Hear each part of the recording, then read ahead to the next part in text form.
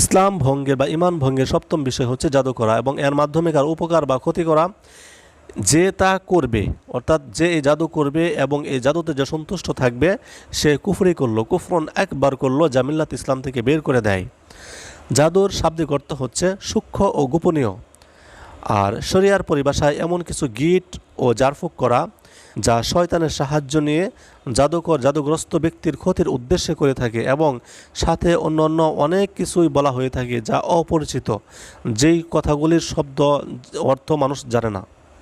এই জাদু বিষয়ে ইমাম শানকাতি রাহিমাহুল্লাহ তিনি বলেছেন, জাদুর বাস্তবতা রয়েছে, আর এটা হচ্ছে আহলুস সুন্নাহ ওয়াল জামাআর আকীদা, যা মুতাজিলা আকীদার বিপরীত। এই জাদুর যেই প্রকার রয়েছে, এটার একটা প্রকার হচ্ছে স্বভাবগত, আরেকটা হচ্ছে স্বভাব বিরোধী। মানে অর্থাৎ উপকার এবং ক্ষতি করার যেই দিকটা রয়েছে, একটা হচ্ছে স্বভাবগত দিক, আরেকটা হচ্ছে স্বভাব বিরোধী দিক। স্বভাবগত কোনটি? যে স্বভাবত সে একটা জিনিস চায় না, সে একটা বিষয়কে সে ঘৃণা করে, সে কাউকে ঘৃণা করে, কিন্তু জাদুর মাধ্যমে এই ঘৃণাটাকে জাদুর মাধ্যমে শয়তানের সাহায্য নিয়ে ভালোবাসায় রূপান্তর করা, এটা হচ্ছে স্বভাবগত বিষয়ের যে উপকার ক্ষতি করার যে জাদু, এটা। আর দ্বিতীয় বিষয় হচ্ছে যে স্বভাব বিরোধী, অর্থাৎ সে যেটা মানে পছন্দ করে তার বিরোধী কাজ করা, অর্থাৎ সে চায় যে তার স্ত্রীর সাথে সে থাকবে, তার স্ত্রীর সাথে সে সংসার করবে, সে তার পরিবারের সাথে সে থাকবে, কিন্তু জাদুর মাধ্যমে শয়তানের সাহায্য নিয়ে এটা তার স্ত্রী বা তার পরিবারের সাথে যে ভালোবাসা ছিল এটাকে পরিবর্তন করে এটা ঘৃণায় রূপান্তর করা, অর্থাৎ স্বামী স্ত্রীর ভিতরে বিচ্ছেদ সৃষ্টি করা, এটা হচ্ছে স্বভাব বিরোধী জাদু। যারা জাদু করে, এই জাদুর বিভিন্ন ক্যাটাগরি রয়েছে। যেমন এমন জাদু যদি হয় যেটা কুফুর পর্যন্ত পৌঁছায় দেয়, এটা তো কুফুর, এটা শিরক আকবার। কিন্তু এমন জাদু রয়েছে যেটা আসলে কুফুর পর্যন্ত পৌঁছায় না, এটা হচ্ছে ভেলকিবাজি, হাতের কৌশল বা এই জাতীয় যে বিষয়গুলি রয়েছে, বা শরীরের নাড়াচাড়ার একটা কৌশল, হাতের একটা বিষয় আছে কিন্তু ভেলকিবাজি করে সে মানুষের সামনে চালাকি করতেছে, কিন্তু আসলে জাদুর কোনো অস্তিত্ব নাই এখানে, এটা হচ্ছে একটা ভেলকিবাজি। এই যে দুই প্রকার রয়েছে, এই দুই প্রকার বিষয়ে বিস্তারিত আলোচনা আছে। যেমন ইমাম শাফি রাহিমাহুল্লাহ তিনি বলেছেন যে যদি কোনো জাদুকরকে পাওয়া যায় তবে তাকে তা পেশ করতে বলা হবে, তা যদি কুফুরির পর্যায়ে পৌঁছে তবে তাকে কাফের বলা হবে, আর যদি তা কুফুরির পর্যায়ে না পৌঁছে তবে তাকে কাফের বলা যাবে না। আর ইমাম শানকাতি রাহিমাহুল্লাহ, আল্লামা শানকাতি রাহিমাহুল্লাহ তিনি বলেছেন যে এই বিষয়ে প্রকৃত কথা হলো, যদি জাদুতে গায়রুল্লাহকে বড় করা হয়, যেমন তারকা, জিন এবং অন্য অন্য বিষয় যে রয়েছে যা কুফুরের দিকে ধাবিত করে, তাহলে তা কোনো মতবিরোধ ছাড়াই কুফর। আর এই প্রকারের জাদু যে হারাম এবং এই প্রকারের জাদু যে কুফর, এ বিষয়ে উনি দলিল উল্লেখ করেছেন, যেটা সূরা বাকারা সূরা নম্বর 2 এবং আয়াত নম্বর হচ্ছে 102 এবং 103। আল্লাহ রাব্বুল আলামিন বলতেছেন, ওয়াত্তাবাউ, তারা অনুসরণ করত, মা তাতলু শায়াতিন আলা মুলকি সুলাইমান, শয়তান সুলাইমান আলাইহিস সালামের শাসন আমলে যা শয়তান তেলাওয়াত করত, যা শয়তান পাঠ করত। ওয়া মা কাফারা সুলাইমান ওয়ালাকিন্না শায়াতিনা কাফারু, শয়তান কুফরি করেছে কিন্তু সুলাইমান আলাইহিস সালাম কুফরি করেনি। ওই ইউআল্লিমুনা আন-নাস আস-সিহর, সেই শয়তান কি করত? মানুষকে জাদু শিক্ষা দিত। ওয়া মা উনজিলা আলাল মালাকাইন বিবাবিল হারুত ওয়া মারুত, আল্লাহ রাব্বুল আলামিন দুজন ফেরেশতা পাঠিয়েছিলেন বাবিল শহরে হারুত এবং মারুতকে। ওয়ামা ইউআল্লিমান মিন আহাদিন হাত্তা ইয়াকুলা ইন্নামা নাহনু ফিতনাতুন ফালা তাকফুর, এবং এই ওয়ামা ইউআল্লিমান, এবং তারা শিক্ষা দেয়নি, জাদু শিক্ষা দেয়নি, মিন আহাদিন, একজনকেও না, হাত্তা ইয়াকুলা ইন্নামা নাহনু ফিতনাতুন, এই কথা বলা পর্যন্ত, যতক্ষণ পর্যন্ত না এই কথা বলছে, ইন্নামা নাহনু ফিতনাতুন, আমরা হচ্ছে ফিতনা, ফালা তাকফুর, সুতরাং তোমরা কুফরি করো না। ফেরেশতারা এখানে কি সতর্ক করে দিয়েছেন, এটা ছিল একটা ফিতনাতুন, এটা হচ্ছে একটা পরীক্ষা। এই পরীক্ষায় আবার বলেও দেওয়া হয়েছে যে তোমরা কুফরি করবে না। ফায়াতাআল্লামুনা, অতঃপর এরপরেও তারা কি করতো? ইয়াতাআল্লামুনা মিনহুমা, এরপরেও তারা তাদের দুজনের কাছ থেকে শিক্ষা করতো, মা ইউফাররিকুনা বিহি বাইনাল মারই ওয়া যাওজি, এমন বিষয় শিক্ষা করতো যা স্বামী স্ত্রীর মধ্যে বিচ্ছেদ ঘটায়। ওয়ামা হুম বিদররিনা বিহি মিন আহাদিন ইল্লা বিইذনিল্লাহ, এবং তারা তাদের কারোর কোনো ক্ষতি করতে পারতো না একমাত্র আল্লাহর অনুমতি ছাড়া। অর্থাৎ তারা যে জাদু করত এটাও আল্লাহর অধীনে ছিল, এটা তাদের জাদু করার পরে আল্লাহর অনুমতি ছাড়া এটা হবে না, বিইذনিল্লাহি, আল্লাহর অনুমতি ছাড়া এটা কাজ হয় না। এরপর আল্লাহ রাব্বুল আলামিন বলতেছেন, সব জাদুই এই জন্য কাজ করে না, এটা আল্লাহর অনুমতি সব জাদুতে থাকে না, অনেক জাদু আবার উল্টাও কাজ করে। তো এরপর আল্লাহ রাব্বুল আলামিন বলতেছেন ওয়াতাআল্লামুনা মা ইয়াদুররুহুম ওয়া লা ইয়ানফাউহুম, এবং তারা যা শিখত তা কেবলমাত্র তাদের ক্ষতি করত এবং তাদের কোনো ওয়ালা ইয়ানফাউহুম, তাদের জন্য কোনো উপকার ছিল না।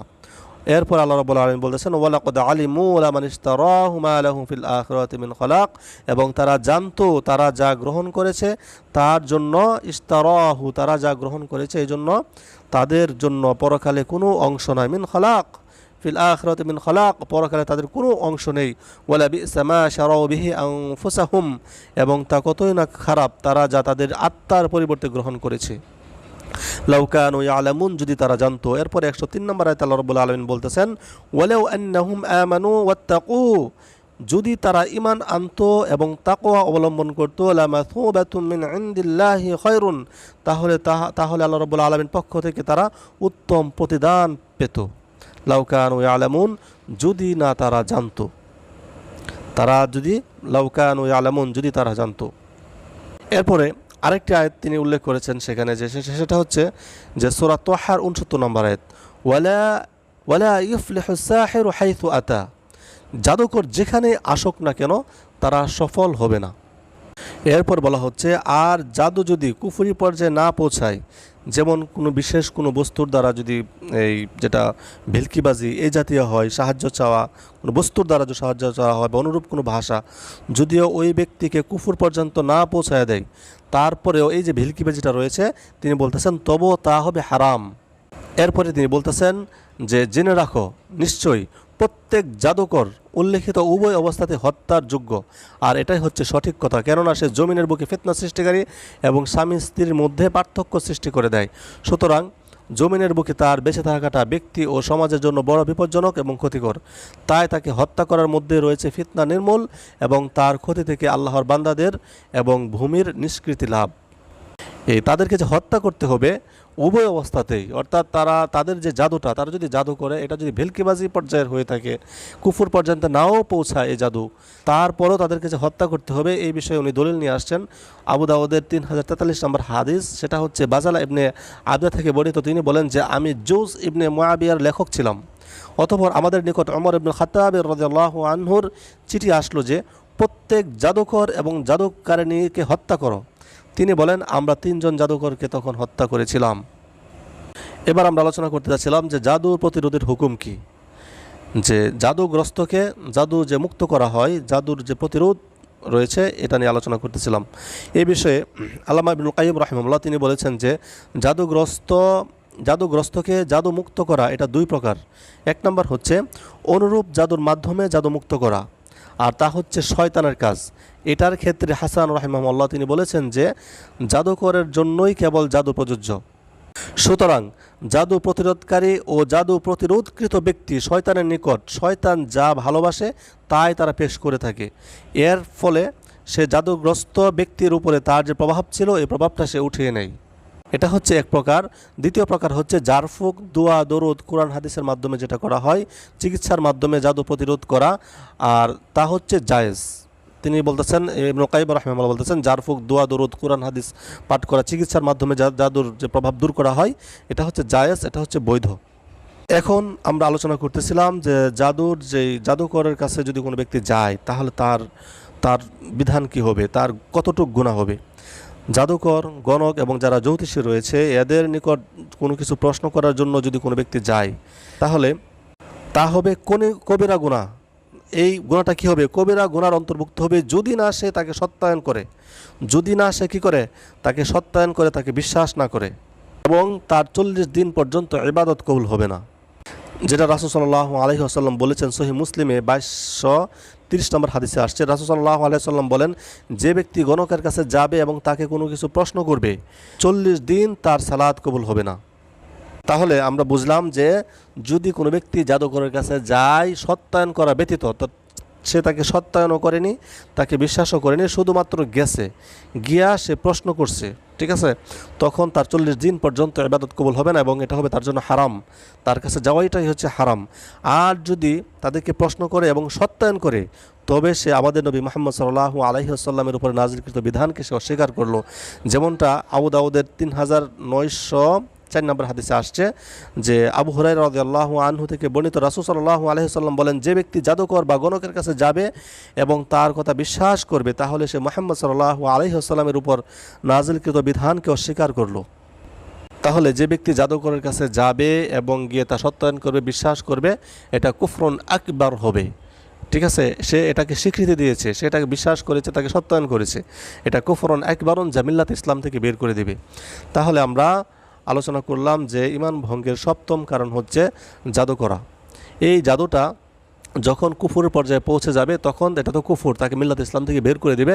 যখন এটা কুফুর পর্যায়ে পৌঁছবে না, ঠিক আছে, কুফুর পর্যায়ে যখন এটা পৌঁছবে না, যখন সেটা কোনো জিনের সাহায্য নেওয়া হবে না বা শয়তানের সাহায্য নেওয়া হবে না, ঠিক আছে, অথবা কোনো কুফরি কথা লেখা হবে না কলম দিয়ে, এই জাতীয় বিষয় যখন হবে না, শুধুমাত্র ভেলকিবাজি হবে, যখন এটা হারাম হবে, হারাম হলেও উভয় প্রকার জাদুকরকে হত্যা করার বিধান রয়েছে। এটা ইসলামী যে রাষ্ট্র রয়েছে সেই রাষ্ট্রের যে প্রধান রয়েছে তারা এর বিচার করবে, তারা এই বিচারের আওতায় তাদেরকে নিয়ে আসবে।